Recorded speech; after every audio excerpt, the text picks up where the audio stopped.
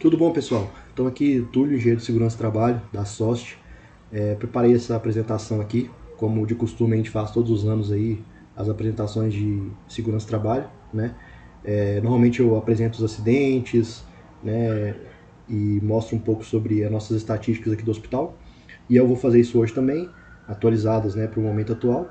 No entanto, eu modifiquei um pouco essa apresentação para a gente tratar de outros temas também relevantes, e para a gente não ficar repetitivo, né, nas nossas apresentações. Então, eu vou falar um pouco aqui da segurança do trabalho e ambiente hospitalar. E, né, antes de tudo, né, o que garante toda essa legislação de segurança do trabalho vem já inicialmente da nossa Constituição. Né? A gente tem lá no inciso 22 do artigo 7º, que é um direito do trabalhador à redução dos riscos inerentes ao trabalho por meio de normas de saúde, higiene e segurança. E a partir desse item da Constituição Federal que a gente tem as normas regulamentadoras do Ministério do Trabalho, que são as NRs. Atualmente, a gente tem 38 NRs.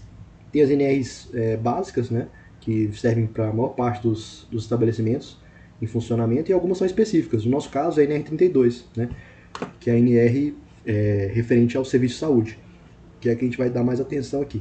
Mas eu vou falar um pouquinho também de algumas outras que têm relação com o nosso trabalho. Uma primeira delas é a NR4, que é a relativa ao SESMIT. O SESMIT, né, o Serviço Especializado em Engenharia e Segurança e Medicina do Trabalho, é o nosso SOST. Né? O nome técnico do SOST é o SESMIT. Né? E o SESMIT é composto pelo médico do trabalho, técnico em segurança do trabalho, engenheiro de segurança do trabalho, técnico em enfermagem e enfermeiro do trabalho. Todos eles trabalham em conjunto para promover a saúde e proteger a integridade do trabalhador no seu local de trabalho. Né? Então, essa é a NR4, é o que regulamenta o SOST. As atribuições do SESMIT, né, do SOST, dentre elas, né, as principais seriam a elaboração e gestão do PGR e PCMSO, que eu vou falar um pouquinho mais adiante, atendimento aos trabalhadores, né, exames clínicos, identificação de riscos, monitoramento de acidentes, doenças ocupacionais, adoecimento, absenteísmo, plano de combate a incêndio. Então, falando primeiro do PCMSO, o PCMSO é o Programa de Controle Médico de Saúde Ocupacional. Ele é um documento que define, baseado no PGR, né, que é onde a gente identifica os riscos que estão cada setor, cada cargo, né, é um documento que vai definir quais exames são realizados por cada profissional.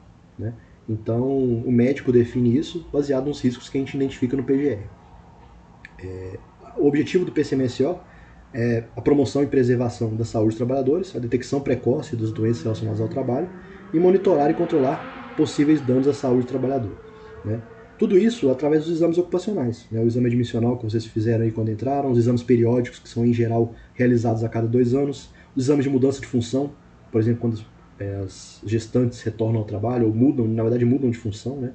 E quando retornam ao trabalho tem o exame de retorno ao trabalho e o exame demissional. Esses são os exames que vai se avaliar a partir desses itens que o médico do trabalho vai definir, né? Hemograma, raio-x, enfim, para se avaliar se o trabalho está gerando alguma consequência ao trabalhador. Né? Então, esse é o objetivo do PCMSO, definir esses exames. Né? Um dos objetivos, né, e um dos principais objetivos dele.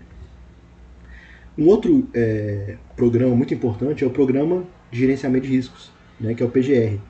Ele é o antigo PPRA, né, que é o Programa de Prevenção de Riscos Ambientais. Antigamente todas as empresas tinham que ter o PPRA, hoje em dia é o PGR. Né? E a gente tem uma aulazinha aí, a aula 5, né, que eu coloquei até no cantinho aí, para quem tiver interesse, uma aula de 20 minutos, né, falando um pouco mais sobre o PGR. O objetivo do PGR é a preservação da saúde e da integridade dos trabalhadores, a antecipação, reconhecimento, avaliação e controle da ocorrência de riscos ambientais e a identificação dos riscos mais prováveis e a aplicação de medidas coletivas e individuais de controle. Então, o PGR ele é um documento onde a gente coloca lá por cargos o que a gente identificou de riscos, né, físicos, químicos, biológicos, ergonômicos e as medidas de controle desses riscos, entende? Então, por isso é muito importante que você leia esse documento, principalmente, né, o seu cargo. Eu sou técnico em enfermagem do centro cirúrgico. Vou lá nesse documento, vou avaliar o meu cargo e avaliar se todos os riscos ali estão compatíveis com o que eu realmente tenho sentido no meu dia a dia. As medidas de proteção propostas, todas estão sendo oferecidas a mim. Né? Então, é importante que vocês avaliem isso, tanto para, caso seja necessário alguma correção, vocês nos informem, né, na SOST, e também, caso esteja faltando alguma coisa, né, algum entendimento ali não esteja de acordo com o que vocês achem, enfim, né, para a gente discutir os cargos em separado. Então a gente já teve umas 4 pessoas que, em mais ou menos 7 anos, que verificaram alguns pontos de melhoria, né, que a gente realizou as correções. Então é importante que vocês façam isso. Esse documento ele é publicado no Boletim de Serviço, está disponível em processo SEI, e caso vocês não tenham acesso, não consigam verificar nos boletins de serviço, me peçam pelo Teams ou pelo e-mail, né? É só colocar em meu nome, tulio.coelho@webser, ou então o meu nome no Teams, me peçam que eu envio para vocês, né? E vocês deem uma olhada no seu cargo. Então é importante você ter esse reconhecimento, avaliar o que você está exposto, né? Muitas das coisas a gente vai comentar aqui, mas é importante que você veja o seu caso específico, porque é impossível falar de mais de 100 cargos aqui, né? Então é isso. E além disso, essas definições de risco vão definir também no PCMSO, né, o que vai ser os exames que vão ser realizados para aquele cargo. Né? Então o PGR é o levantamento de riscos e medidas de controle, e o PCMSO vai estabelecer os controles médicos dos riscos não eliminados. Né? Então a gente tem os riscos que a gente identifica no PGR, algumas coisas a gente consegue eliminar, outras não, e o PCMSO a gente vai controlar isso, tentar avaliar se está tudo bem. Né? Se o funcionário está adoecendo, por exemplo, está no setor que está exposto a ruído, então ele pode ter que fazer audiometria, né? Para avaliar se a saúde do ouvido está ok. Então, são coisas muito importantes. Então, o PGR e o PCMSO são programas que visam a preservação da saúde e integridade física dos trabalhadores. Eles estão interligados e objetivam atuação preventiva. Né? Além disso, a gente tem a NR5, que é sobre a Comissão Interna de Prevenção de Acidentes e Assédio. Né? Atualmente, a gente tem ainda o assédio como uma das atividades da CIPA. Eu tenho um videozinho também aí, a aula 7, né, de 52 minutos, onde eu detalho um pouco mais a atuação da CIPA. Todos os anos, por volta de setembro e outubro, a gente tem a eleição da nova CIPA. Né? Então, quem tiver interesse de participar, seja para participar da eleição como um integrante por parte dos trabalhadores, né, por meio das votações que vocês veem aí todos os anos na entrada do hospital, ou então como indicação do empregador, né? Quem tiver interesse de participar, falem comigo, né? Que a gente pode colocar já na lista de espera aí da próxima CIPA. Mas é uma comissão muito interessante, né? Ela é composta por funcionários eleitos e funcionários indicados, né? E o objetivo é prevenir acidentes, doenças decorrentes do trabalho. E tem uma atuação em conjunto com o agente do SOST, do SESMIT, né? Então, assim, a gente faz trabalhos lá de inspeção dos ambientes de trabalho, verificou que está faltando lanceta, a gente manda o documento para avaliar por que isso está acontecendo, né? Então, assim, é uma atividade bem interessante, bem importante, e que a gente precisa de pessoas interessadas em participar e colaborar. Então, tendo interesse, falem comigo e sempre auxiliem, ajudem os membros da CIPA que fazem parte dos seus setores. E querendo saber um pouco mais de detalhes desse assunto, a gente tem esse vídeo 7 aí no próprio canal. Um outro item é a NR6. Né? A NR6 é a que fala de equipamento de proteção individual e define lá o EPI, que é todo dispositivo ou produto de uso individual do trabalhador destinado à proteção de riscos suscetíveis a ameaçar a segurança e saúde no trabalho. Né? Então, assim, com relação aos EPIs, o que a gente tem nessa norma é que cabe ao empregado usar o EPI adequadamente, né, e responsabilizar-se pela guarda e conservação dele. Né? E cabe ao empregador fornecer esse EPI e exigir o uso, né, que é o que a gente está fazendo aqui também, educando no sentido de você estar exposto a esses riscos que eu estou mostrando aqui e vou mostrar, e é importante que você use esse EPI, né? Então orientar e treinar sobre o uso e a guarda e conservação, e responsabilizar-se pela higiene e manutenção no caso dos EPIs que necessitam. Né? No caso do hospital, a maior parte dos EPIs são descartáveis, né? Então não entra muito nesse lado da higienização e manutenção na maior parte dos casos. Bom, então a gente chega à nossa NR32, que é a norma principal dos hospitais, né? Que fala sobre a segurança e saúde no trabalho e serviço de saúde. Então, essa é a nossa norma principal do Ministério do Trabalho. É muito importante que vocês deem uma olhada nela, né? E avaliem os pontos, os detalhes, caso queiram discutir alguma coisa. Mas, enfim, eu vou passar aqui os pontos principais, que são pontos que a gente sempre bate, né? São questões de biossegurança, né? Que a maior parte dos cursos da área de biológica já vão passar. A gente passa isso todos os anos nos treinamentos de integração, nos treinamentos anuais, mas é importante reforçar todos os anos, né? É uma exigência legal. Então, a finalidade da NR32 é estabelecer as diretrizes básicas para a implementação de medidas de proteção à segurança e à saúde dos trabalhadores do serviço de saúde. Então, assim, o que a gente tem aqui? A gente tem o PCMSO, o PGR, o PPR, que é o Programa de Proteção Respiratória, o PGRSS, que é o Programa de Gerenciamento de Resíduo, o PPRAMP, que está aqui, né, que é o Programa de Proteção com Materiais Perfurocortantes. Então, tudo isso tem que girar em conjunto, né, como engrenagens que eu coloco aí nessa figura, que a ideia é que todos estão muito interligados, né, todos têm uma interface muito grande uns com os outros, e que só essa interface e esse funcionamento em conjunto faz com que haja de fato a prevenção. Né?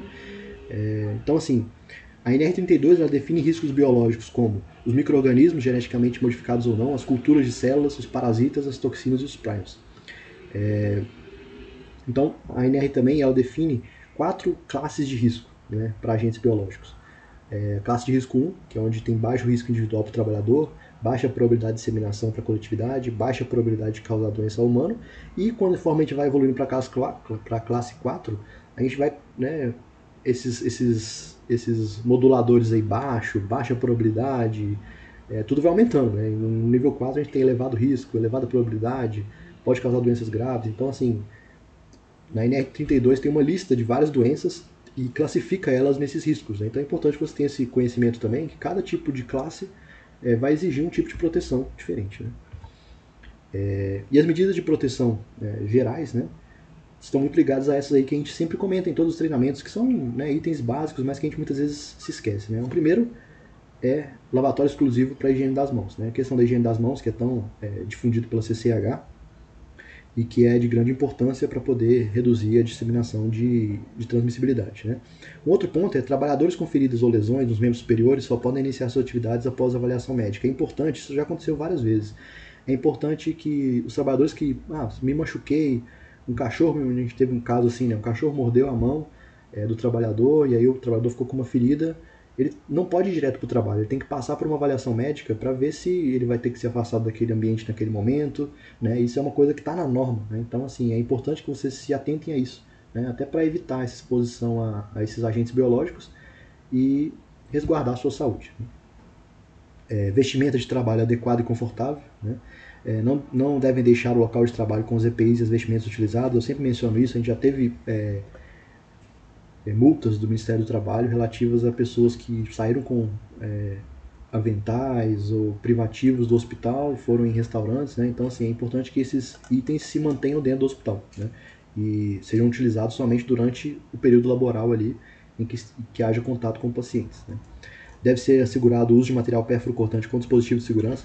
Então é importante também, sempre que verificarem, não está tendo perfluorocortantes com dispositivo de segurança, está tendo alguma situação, enviarem, pode ser via processo SEI para a SOST, né, que a gente vai redirecionar isso para quem é de direito, para a gente tentar melhorar essa condição dos perfluorocortantes. Né?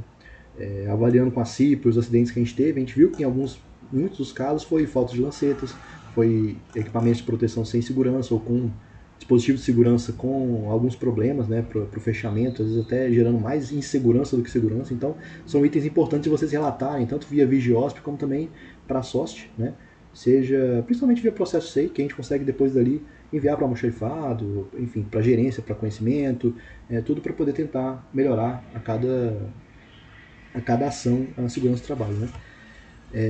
Então a gente tem lá na norma também que o empregador deve vedar a utilização de pias de trabalho para fins diversos previstos, né, aquela pessoa ali escovando o dente na pia dentro do setor, o ato de fumar, né, então no hospital é proibido o fumo. Eu vou até mostrar no final aí alguma situação, para os que já viram as outras apresentações que eu mostrei, já teve um caso de um princípio de incêndio em função de um acompanhante fumando no hospital, né? O uso de adornos e manuseio de lente de contato nos postos de trabalho, isso é proibido o uso de adornos. A guarda de alimentos em locais não destinados para esse fim, né? Guardar ali dentro da geladeira do setor que está junto com medicamentos um alimento, isso não pode. E o uso de calçado aberto, né? Também é um outro item que já foi tema de multas pelo Ministério do Trabalho, então é muito importante que se cumpra. E atualmente a gente tem uma quantidade de sapatos, né, de calçados hospitalares que a gente já distribuiu para, né, ao meu ver, todo mundo recebeu pelo menos um. A gente já distribuiu acho que 2 ou 3 levas de sapatos. Então, assim, existe a disponibilidade dos sapatos. Né? Já teve momentos que a gente não tinha para todo mundo, né? Então atualmente a gente já disponibilizou para todo mundo. Então, assim, é importante que todos utilizem um sapato fechado. Seja o sapato que a gente forneceu, de preferência, né? Ou então um sapato próprio. Um outro ponto importante, pessoal, é a vacinação, né? Na NR32 a gente também tem esse item, né? Que fala que deve ser fornecido gratuitamente a vacinação contra tétano, difteria, hepatite B e os demais itens estabelecidos no PCMSO, como eu falei, né? O PCMSO fala dos exames, mas também fala das vacinas, né? Então é importante que vocês estejam sempre com a vacina em dia, né? O pessoal da saúde ocupacional sempre solicita o envio atualizado dos carteiros de vacina, eles têm um acompanhamento lá em planilha Excel, e sempre que solicitado, né, sempre vocês manterem em dia suas vacinas, porque mais importante do que a empresa pedir isso é a saúde de vocês, de estarem expostos a essas doenças, né? E a gente tem a sala de vacina, né, bem atrás ali da Odonto. Se tiverem dúvida, pode ligar para a gente lá também, 3269, 3268, que a gente indica, né? Mas a gente tem a sala de vacina da UFMS, que tem praticamente todas essas vacinas aí, né? Além de gripe, etc. Então, assim, é importante que vocês estejam em dia com essas vacinas e sempre, né, passem por lá para avaliar se tem alguma vacina que vocês podem estar tomando, né?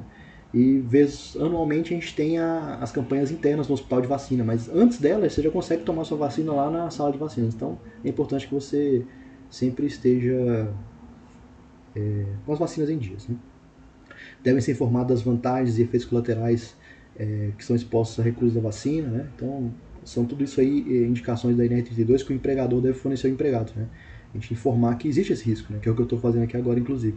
Deve ser registrado em prontuário individual e o trabalhador deve fornecer comprovante de vacina recebida. Então é o que vocês recebem muitas vezes por e-mail aí, e eu sei que tem muitas pessoas que não mandam, né, suas vacinas. Então é importante que vocês enviem, quem ainda não enviou, né, para o e-mail da sorte, querendo saber ou qualquer informação pode ligar para a gente poder ter em dia esses dados.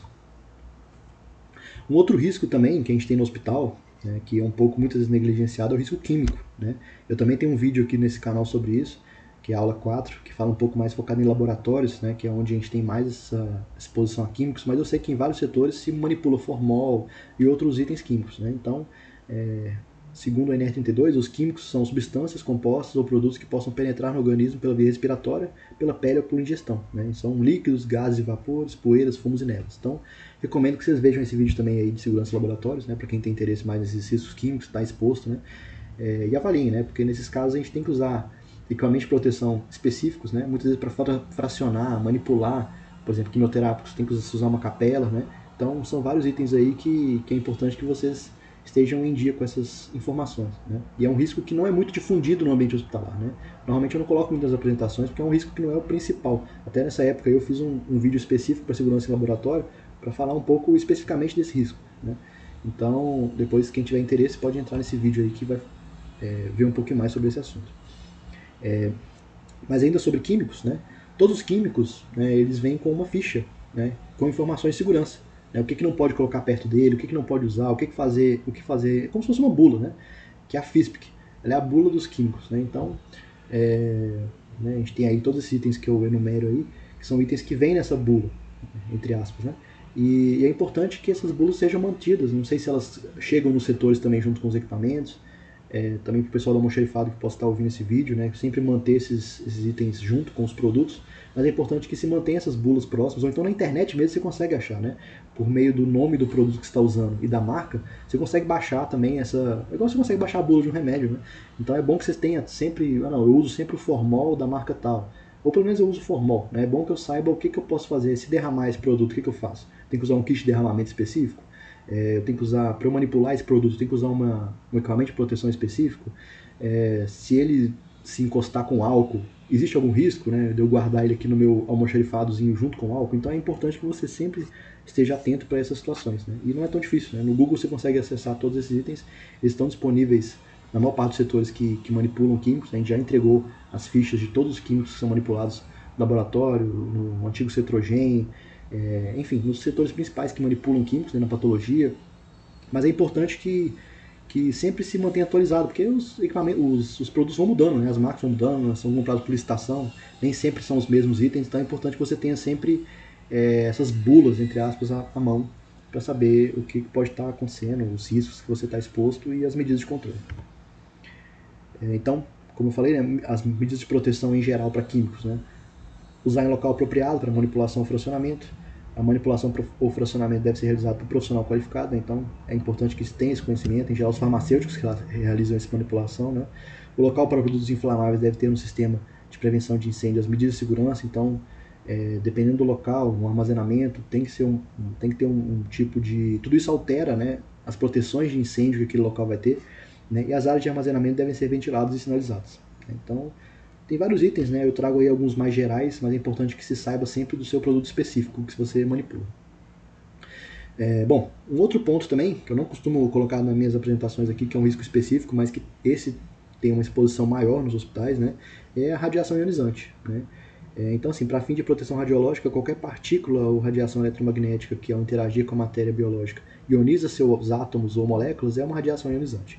Eu tenho aí um vídeo também, né, bem resumido, bem simples, porque é um tema que é bem complexo, né, e quem é autoridade nesse assunto é a Cristina Kikuchi, a física, e a Aline, da radioterapia, né, elas que são as pessoas que entendem mais desse assunto no nosso hospital. Mas eu tenho um vídeo um pouco resumido sobre o assunto, falando, né, da proteção radiológica, que é a aula 9, né, que está aí indicada, de 20 e poucos minutos. Então, quem tiver interesse, né, em especial o pessoal exposto à radiação, né, os técnicos de radiologia, o pessoal da hemodinâmica, raio-x, é importante que veja esses vídeos, né? E não só eles também, né? Também o pessoal que está nos setores e que, né, acaba que raio-x móvel acaba sendo usado em muitos setores do hospital. Então, por isso que é muito importante, né? Então, nesse plano de proteção radiológica, a gente tem lá o mapeamento da monitoração individual dos trabalhadores, né? Existem áreas do hospital que são monitoradas por dosímetros, trabalhadores, na verdade, né, dessas áreas que são monitorados por dosímetros. Então, é importante que se avalie todos esses riscos, né, e se conheça um pouco mais desse assunto. Né? Então, a gente tem proteção individual, né, a maior parte dos setores onde existe o uso desses raios-x, a gente tem protetores plumbíferos, né, os aventais, protetores de tireoide, é importante que sempre se utilize, né, estão disponíveis, em especial no CTIs, no PAN, e nos raios-x, hemodinâmica, etc. Né? Então, é muito importante que sempre se utilize esse equipamento de proteção quando na proximidade, né, de exames que vão usar radiação no seu setor.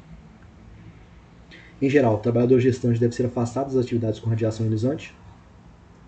A gente disponibiliza também os dosímetros individuais, que são avaliados periodicamente. Esses dosímetros, em geral, são para os trabalhadores que têm uma exposição à radiação. Né? Em geral, algumas pessoas do centro cirúrgico, da hemodinâmica, do raio-x, né? Todos esses são monitorados por dosímetro, que é um item que vai avaliar a radiação que aquela pessoa foi exposta naquele mês, né?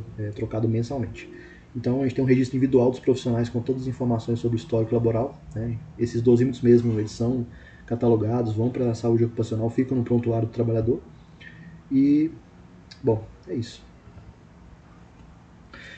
Um outro ponto também muito relevante é a questão dos resíduos. Né? Muitos dos acidentes que a gente tem ocorrendo no hospital são no momento de descarte. Né? Então, assim, é muito importante que se tome esse cuidado. Não só por isso, mas também porque o hospital, né, existe o resíduo comum e o resíduo infectante, né? E esses resíduos têm preços diferentes. Então, assim, se você descarta de forma inadequada, o resíduo infectante normalmente é mais caro, né? Então, se você descarta um resíduo comum, um saco de infectante, você está fazendo com que o hospital acabe pagando mais caro pela disposição daquele resíduo que não precisaria de todo aquele tratamento. E o contrário é verdade também. Se você dispõe um resíduo infectante numa lixeira de resíduo comum, você está mandando para um lugar que não é adequado um lixo que vai gerar risco para as pessoas que estão ali. Né? Então é muito importante que se tenha um conhecimento dessa questão. Eu tenho um vídeo também sobre o nosso programa de gerenciamento de resíduos de segurança de resíduos sólidos de saúde, né? Que é a aula 9 aí, de apenas 11 minutos, que está no nosso canal aí também. Sugiro que vocês deem uma olhada sobre o nosso programa de gerenciamento de resíduos. E é um item que assim, é de muita importância, né? Porque esse aqui está ligado a muitos acidentes que a gente tem. Né? Então é importante que no uso de sacos plásticos seja preenchido até 2/3 da sua capacidade, né? Não chega até o bocal, sejam fechados de tal forma que não se permita seu derramamento, sejam retirados imediatamente do local de geração e mantidos íntegros até a disposição final. Então, principalmente essa questão de encher até 2/3 da capacidade, a gente não vê muito isso, né? A gente vê enchendo até a total capacidade. Então é importante que se atente a esses pontos. Né? Um outro item, né, também que gera muitos acidentes é o descarte nas caixas de perfil cortante. Né? Então é importante que se respeite o limite de 5 centímetros abaixo do bocal. Chegou a 5 centímetros naquela linha tracejada, já guardar a caixa. Né? E deve ser mantido em suporte exclusivo, em altura que permita a visualização da abertura. Muitas vezes já questionaram para a gente qual é a altura dessa caixa de perfil. Isso vai depender muito da altura do pessoal do setor. Né? Então, assim, tem que ser uma altura que todos consigam ver a entrada da caixa para ver se está cheia já, se não está. Então, isso vai ser muito relativo ao tipo de profissional que tem naquele setor. Por exemplo, um setor que tem mais mulheres, exemplo, maternidade, etc., vai ser um setor que essas caixas de perfil vão ter que estar um pouco mais baixas do que em outros setores, provavelmente. Então, assim, é importante que se avalie, né, em conjunto. Ah, fulano falou que está muito alta a caixa. Beleza, vamos abaixar. Não tem uma altura definitiva. Então é importante estar atento a isso e deixar todos em suporte exclusivo, não em cima da bancada, né, e com essa altura que permita a visualização da abertura. Então, acidente de trabalho, né? Como eu falei, né, a gente falou de vários itens aí e todos muitas vezes vão acabar nos nossos acidentes, né? Então, assim, o que é acidente de trabalho? A gente tem dois tipos, né? A gente tem um acidente típico, que é aquele que acontece, que é o mais comum mesmo, né? A pessoa se perfura, a pessoa teve uma projeção de material biológico na cara, a pessoa caiu, enfim, né? Esse é o acidente típico, né? E a gente tem um acidente de trajeto, que é aquele acidente que a pessoa está indo do hospital para casa, da casa para o hospital, né? Desde que esse trajeto seja um trajeto comum, né? Que a pessoa realize todos os dias, por exemplo. Se a pessoa todo dia ela vai do hospital para casa, da casa para o hospital. E num dia ela foi pro regional, teve que trabalhar no regional antes de ir pro hospital, foi pro regional e foi pro trabalho. E nesse caminho ela se acidentou. Nesse caso não se configura um acidente de trajeto, né? Porque não é o caminho convencional, comum que ela faz a cada dia para trabalhar. Ela mesma, digamos assim, deliberadamente traçou uma nova rota por um motivo pessoal e isso faz com que se descaracterize o acidente de trajeto, né? Então, tem todos esses detalhes, né? A gente tem normas que falam sobre isso também, vocês podem caçar no Google, ou então qualquer dúvida mandar pra gente. Mas a gente tem essas duas tipificações de acidentes, né? Os típicos, que é, como no próprio nome diz, é o típico, é o que acontece mesmo, é o que a gente sabe que é acidente. E os de trajeto, que também o nome também é bem característico, né? Que é no trajeto. A única detalhe é esse, que se não for um trajeto comum, muitas vezes não é caracterizado como acidente de trajeto. Então, acontecendo um acidente, a gente vai abrir a CAT na segurança do trabalho, né? O que é a CAT? É a comunicação de acidente de trabalho, né? Para todos esses casos de acidente de trabalho, típico, de trajeto, doença relacionada ao trabalho, é emitida e registrada, né, essa CAT, que é um aviso ao INSS que houve um acidente naquela empresa, né? Tudo isso impacta depois para alíquotas de impostos que a empresa vai pagar. Então é muito importante, né, a gente ter esses dados, não só para isso, como também para estatísticas, né? E um outro item é o SINAM, né? Então é importante que seja feitas essas notificações do SINAM. Isso em parte é feito pelo pessoal da vigilância, em parte é feito pelo pessoal da saúde ocupacional, né? Onde são também comunicados, assim como as doenças, tuberculose, etc., são feitos, né, essas comunicações também são feitas para os acidentes de trabalho, né? Então, é isso. E assim, além dos acidentes, a gente tem as doenças, né? As doenças relacionadas ao trabalho, né? Que são as patologias onde o trabalho causa, desencadeia ou agrava, né? Então, a gente tem essa classificação aí de Schilling, que mostra que assim, a gente tem um grupo de doenças que o trabalho é a causa necessária, por exemplo, saturnismo, né, silicose, que são doenças características do trabalho mesmo, né? Normalmente a pessoa trabalha com mercúrio, trabalhou com sílica, então acabou se adoecendo, né? Então, assim, são doenças que vieram como causa imediata do trabalho. A gente tem outro grupo de doenças que o trabalho pode ser um fator de risco, né? Hipertensão, neoplasias, ou, por exemplo, até o burnout, né? Pode entrar aqui, ou dependendo até no grupo 1, né? Quem sabe. Então, assim, tudo isso depende muito, né? E tudo isso é avaliado pelo médico do trabalho. O grupo 3, né, são doenças que o trabalho é provocador de um distúrbio latente ou agravador, né? Igual doenças alérgicas da pele, distúrbios mentais, até talvez, dependendo da situação também, uma síndrome de Burnout poderia entrar aqui no grupo 3, né? Então, existe essa classificação, né? Esses três grupos, e o importante é isso, né? Que a doença do trabalho se equivale a um acidente de trabalho, né? A gente abre a caixa da mesma forma e a gente tem esses três tipos de situações, né? Doenças que, que são uma causa necessária do trabalho, ou o trabalho pode estar contribuindo para a existência daquela doença. Tudo isso é pesquisado e avaliado pela medicina do trabalho. Então, a maior parte dos acidentes que a gente tem, né? E os acidentes com cortantes normalmente são acidentes com exposição a material biológico, né? E nesses casos a gente tem às vezes um contato de forma, que é percutânea, né? Perfuração, mucosa, contato com a pele íntegra, ou com fluidos, né? Contendo sangue, saliva, sêmen, secreção, urina, etc. Né? Então, dos perflucortantes, né? Aqui não é novidade para ninguém, a gente tem as agulhas, os lâminas de bisturi, lancetas, instrumental cirúrgico.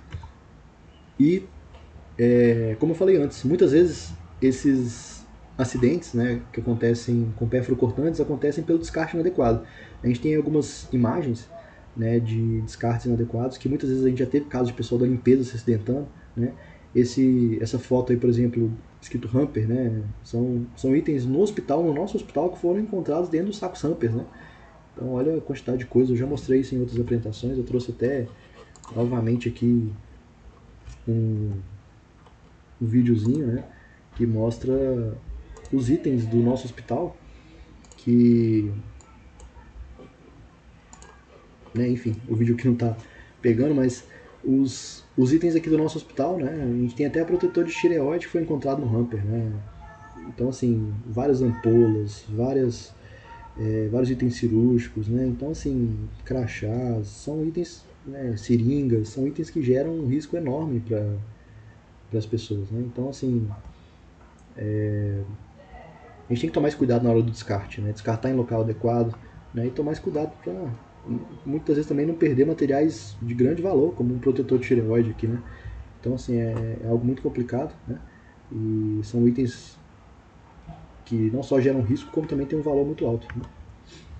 Então, e por falar em descarte inadequado, né? A gente tem também o descarte inadequado dos itens no nosso próprio setor, né? Das macas, das bicicletas, das cadeiras, né? Então, assim, é muito importante que a gente deixe sempre os extintores e hidrantes desobstruídos nos setores. A gente vê que, assim, parece que o pessoal acha que a marca no chão dos extintores, dos hidrantes, parece que é um estacionamento dos itens, né? Das cadeiras, das macas.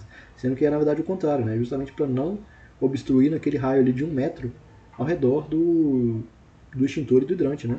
Então, assim, é muito importante que se cumpra, né, essa exigência de não obstruir esses itens, né? E todas as fotos aí são do nosso hospital, né? Então, assim, eu recomendo, eu mandei esse vídeo no ano passado, né, que é o uso prático de extintores e hidrantes, essa aula 13, que é um vídeo que a gente mostra como se usa os extintores e os hidrantes, né? Então, se você não viu, se você não lembra, é importante que você sempre esteja relembrando esses itens, né? Recomendo fortemente assistirem esse vídeo para vocês terem noção de como é o uso desses itens de proteção, né? Além disso, a gente tem também a aula 6, que é o plano de ação emergencial, onde a gente fala, é uma aula um pouquinho mais longa, né? A outra é de 20 minutos, essa é uma aula de um pouco mais de 1 hora, mas é uma aula que fala um pouco sobre o nosso plano de emergência, né? A evolução dele, né? Que a gente ainda não tem um projeto de incêndio aprovado no hospital, executado, né? Mas a gente tem algumas medidas ainda realizadas para mitigar esses riscos, né? Para tentar organizar um pouco mais isso. E anualmente a gente tem os treinamentos de brigada, né? É importante que todos participem, né? Que tenham interesse em participar, se habilitem a serem indicados a ser brigadista e conhecer um pouco mais sobre o uso de extintores, hidrantes e as medidas de segurança que a gente tem no hospital, para a gente poder se resguardar, né? Então é muito importante que vocês vejam esses vídeos aí. Não vou ser repetitivo aqui, mas referencio a eles. Um outro vídeo, pessoal, é esse aqui, ó.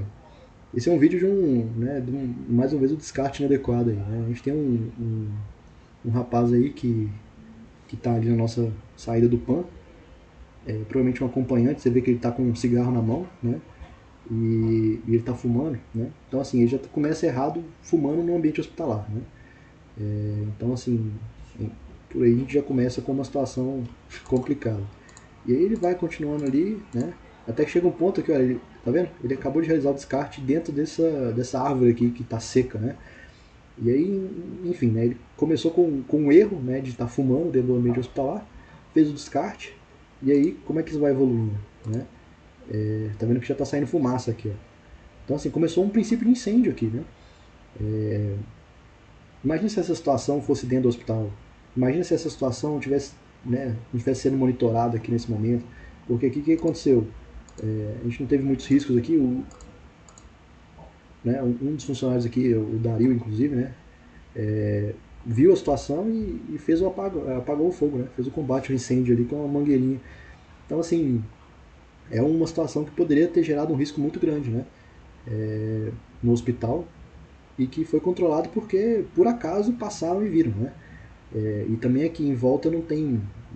provavelmente não seria difícil do fogo se alastrar aqui, mas poderia ser uma outra situação, né? Isso aqui foi em 2021, né?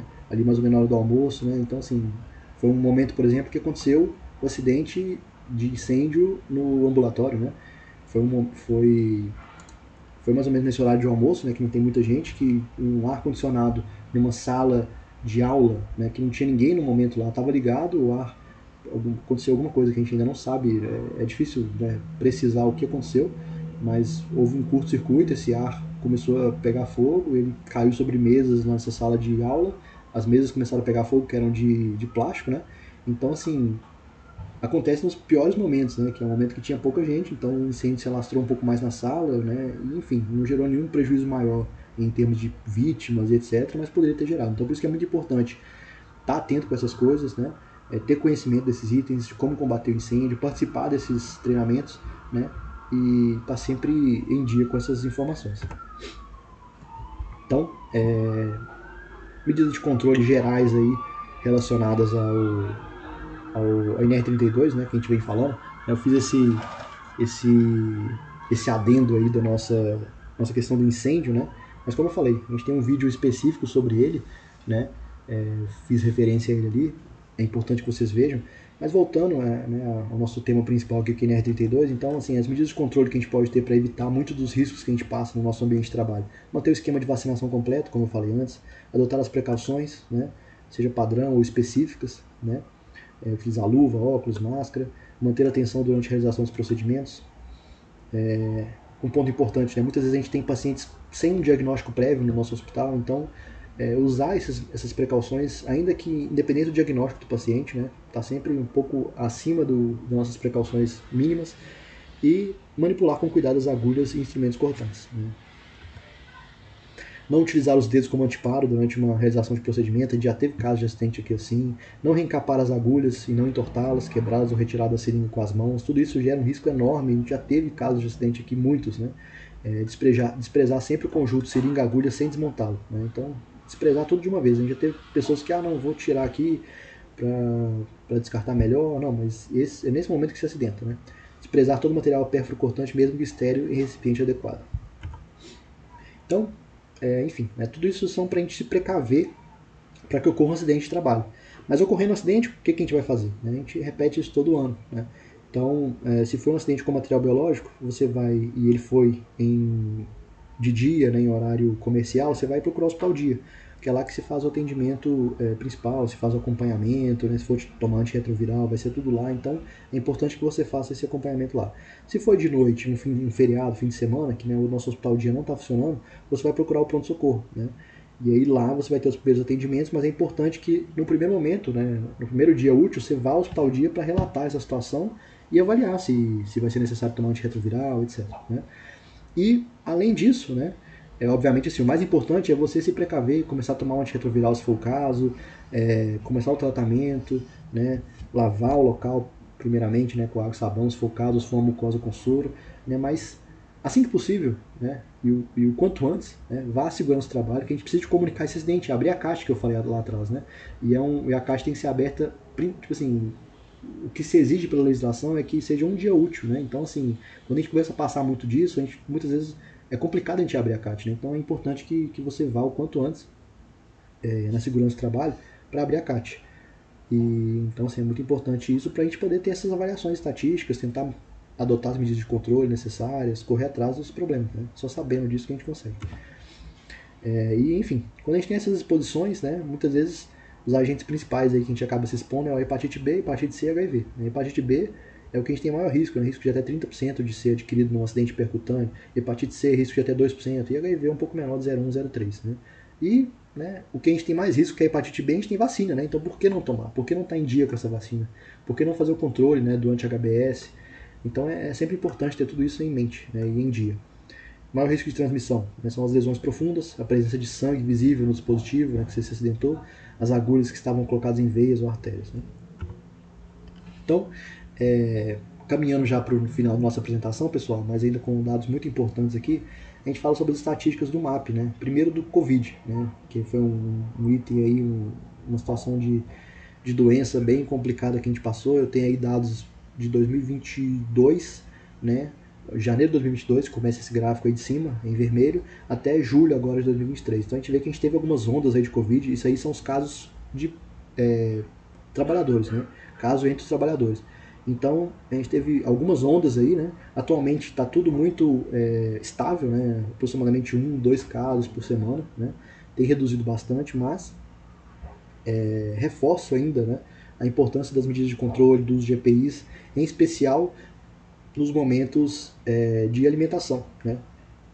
De recreação, enfim, quando você está na Copa.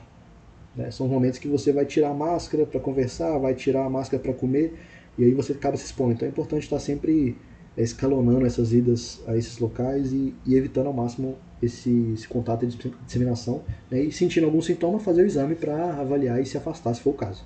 Né? Os cargos com maior incidência são os técnicos de enfermagem, seguidos de enfermeiros, médicos, acadêmicos, assistente administrativo.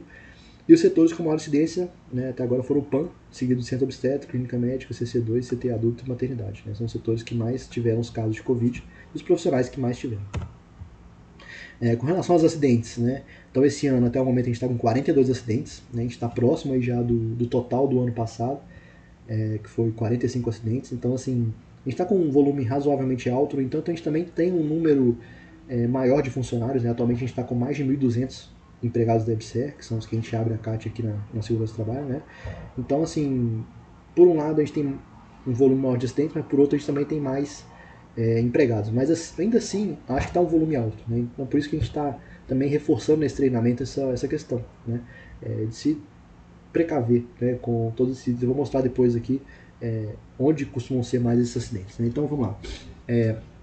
A classe dos profissionais que mais se acidentam, os técnicos de enfermagem, né, seguidos dos enfermeiros, os setores com maior incidência, PAN, CT e adulto, né, tudo isso aí, os dados desse ano, né, então são os dados de 2023, esses dados aí da classe profissional, dos setores e dos agentes causadores. Né. Então é importante vocês verem que né, sempre, né, esses setores aí sempre aparecem, CTI, PAN, UCO, né, os profissionais também, os técnicos da enfermagem, beleza, são os que mais tem no hospital, mas também são os que mais estão no dia a dia ali no contato direto, né, seguido de enfermeiros também. Então é importante que se tome muito cuidado, né. Os agentes causadores, principal, agulha, segundo, material perfluorcortante no geral, né, bisturi, lanceta, etc. E terceiro, projeção de material biológico. Seguido aí de queda, alguma batida contra materiais, acidente de trajeto, doença. A gente teve 2 casos de burnout, de acidente de trabalho, né, esse ano. Então, assim, é importante esse cuidado também com a mente, né. A gente tem as psicólogas organizacionais aí que fazem um trabalho bacana lá no DivGP. Então, é importante procurar também o pessoal, se for necessário, alguma roda de conversa no setor, né, para evitar esse tipo de coisa. Mas o carro-chefe dos serviços de saúde são as agulhas, materiais biológicos de projeção, agulhas, materiais perfluorcortantes em geral e a projeção de material biológico, né. Então, assim, compilando as estatísticas que a gente tem lá na segurança do trabalho, o que a gente percebe? Já se acidentaram anteriormente? Sim e não, né. Então, a maior parte dos que se acidentam não se acidentaram ainda, né, que é essa parcela em azul, né. Infelizmente o valor não saiu aqui, mas quase 75% aqui, né, um valor bem alto de pessoas que não se acidentaram, mas a gente tem um percentual grande também de pessoas que já se acidentaram e se acidentam de novo, né. Então, assim, a gente teve pessoas lá que já se acidentaram 5 vezes, né. Então é importante tomar esse cuidado para evitar essas situações, né. A gente percebeu também que as condições de inseguranças mais frequentes são a falta de material, né. Então, em geral, falta de lanceta. Então, quando se relata pra gente, eu me acidentei porque faltou material X para eu poder realizar. Então, em geral, o principal, né, mais de 50% dos acidentes são em função da falta de algum material específico, né? Ou então algum defeito de instalação ou falta de algum EPI. Né? Já se relatou também muita falta, às vezes, luva pequena, né? O que faz com que a pessoa tenha que usar uma luva maior do que o seu tamanho. Né? Então é importante que tudo isso seja relatado para a gente tentar sempre reforçar, né? Com a gerência, com o almoxarifado, com os responsáveis pelas compras, né? Para estarem em dia com isso. Então essas são as condições de insegurança mais frequentes, né? Principal é a falta de material adequado. Os atos inseguros mais frequentes: não usar o EPI, improvisar o material e o excesso de confiança. Então, assim, é muito importante, pessoal, que vocês usem sempre os EPIs, em especial os óculos e os EPIs que estejam à disposição para vocês, né? E que não improvisem materiais sempre que possível. Eu sei que é complicado, né? Muitas vezes não se tem o material adequado, mas isso até está relacionado com a falta de material, né? O improviso. Mas é importante que se tente ao máximo não improvisar. Às vezes que vou ter que ir em tal lugar pegar o material, enfim, se tiver disponível, use, né? E um outro item também que a gente compilou aqui foi a questão do tempo de serviço, né? A gente vê que a maior parte dos que se acidentam são o pessoal que está começando, né? 1, 2 anos, 3 anos, né? É o grosso aqui, mais de quase 75% também. dos que se acidentam, né? Então é importante, né? Se você acabou de entrar, tenha esse cuidado, né? Que as nossas estatísticas mostram é que o pessoal se acidenta mais no início, né? Menos do que o pessoal que tem mais tempo de serviço. O que é esperado, né? Porque a gente conhece muitas instalações, os itens de segurança, etc. Mas por isso é importante que se veja essas videoaulas aqui, se aprofunde um pouco nesses itens, se tome o cuidado necessário, né? Um outro item importante também, pessoal, são quais são as partes do corpo mais atingidas que a gente tem, né? Então, a gente tem, em primeiro lugar, a face, né? Então, em primeiro lugar é a face, são as projeções de material biológico. Por isso que eu acho que é muito importante que todos utilizem óculos de segurança. A gente tem disponíveis no SOST, né? Sempre precisando, peguem. Nos setores também, muitos setores têm uma quantidade disponível, então sempre utilizem, porque esse é o campeão, né? Apesar de a gente ter muitos acidentes com material biológico, com pérfuro cortante, a gente já teve, assim, nesse ano, né? Mas compilando todos os anos do hospital até agora, a principal parte do corpo atingida é o rosto, né? Então, assim, tome cuidado, use máscara, use óculos, né? E, e a segunda parte é a mão, né? A mão, assim, os dedos, né? Em primeiro lugar, né? O segundo quirodáctilo, o primeiro quirodáctilo, né? O dedão, depois em quarto lugar a mão e o terceiro quirodátilo, né, em quinto lugar, e em último lugar aqui o pé, né? Então, assim, essa é a ordem de onde que acontecem os acidentes, entendeu? Então, assim, tome muito cuidado, né? Em geral, os dedos, as mãos e o rosto são onde mais se ocorre acidentes. Então, use luva, né? Use equipamentos com proteção, use óculos, use máscara, né? E tome esse cuidado. O outro item curioso aqui, né, a gente foi levantar quais os dias acontecem mais acidentes. A gente verificou que nas quintas-feiras acontecem mais acidentes. E eu achei curioso porque, pesquisando isso em outras bibliografias, eu percebi que em outros dois estudos de acidentes em hospitais, também aconteceu mais na quinta-feira. Algo curioso, assim, né? Então tomem cuidado nas quintas-feiras em especial. Tô brincando, mas assim, só um dado aqui, né? Mostrando que a gente tem, assim, obviamente é difícil falar que existe uma prevalência, né, de um dia na semana, mas curiosamente a gente teve aqui uma certa prevalência da quinta-feira, segunda-feira, sexta-feira, né? E eu percebi que outros estudos também mostram isso. Então, assim, provavelmente são finais da semana, início da semana, né? São momentos que a gente está começando ou finalizando os trabalhos. Então, assim, são horas que a gente tem que ter um pouco mais de atenção ainda. Então, lembre-se sempre disso e se atentem, né, para esses inícios e finais de expedientes, tanto no dia quanto na semana. E é isso, pessoal. Obrigado por verem o vídeo até aqui, né? Eu recomendo ainda mais 2 vídeos que a gente tem no canal aqui, um sobre ergonomia, que também é bem importante, né, na movimentação de pacientes, etc. A gente tem alguns vídeos mais detalhados também que o nosso profissional de educação física, né, o Ulisses, ele fez no sistema 3SEC, né, o sistema DebSer de treinamentos. Né? Então, se vocês quiserem se aprofundar ainda mais, vejam ele, mas eu recomendo que vejam pelo menos esse meu vídeo resumido de 25 minutos sobre esse assunto. Né? E um outro tema também que é de interesse de muitas pessoas é o laudo de insalubridade, né? Nossa aula 2 aí, é um vídeo de 1h20.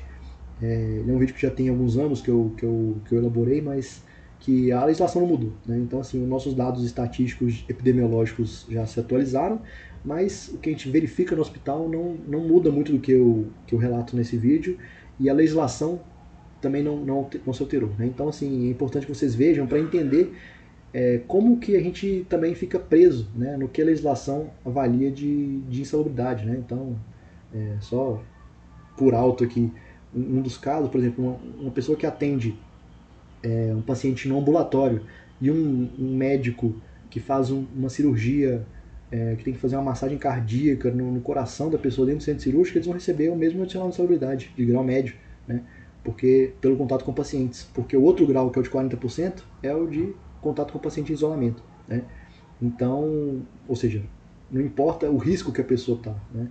Assim, em termos obviamente a pessoa que está fazendo um atendimento ambulatorial está exposta a muito menos risco do que o profissional que está dentro do centro cirúrgico fazendo uma operação, né? Ou pelo menos é o que se espera dessa situação, né?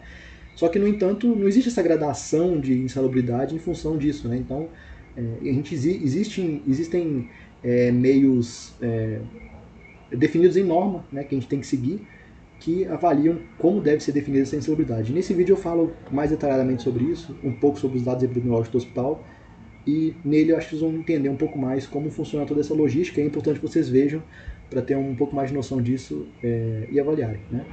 Então é isso, pessoal. Tendo qualquer dúvida, podem entrar em contato comigo, com qualquer um da Soft, né? Maurício, Regis, a Carol. E estamos lá à disposição, né? No contato aí. E, e é isso. Muito obrigado por virem até aqui. E até o ano que vem com mais um treinamento. Obrigado.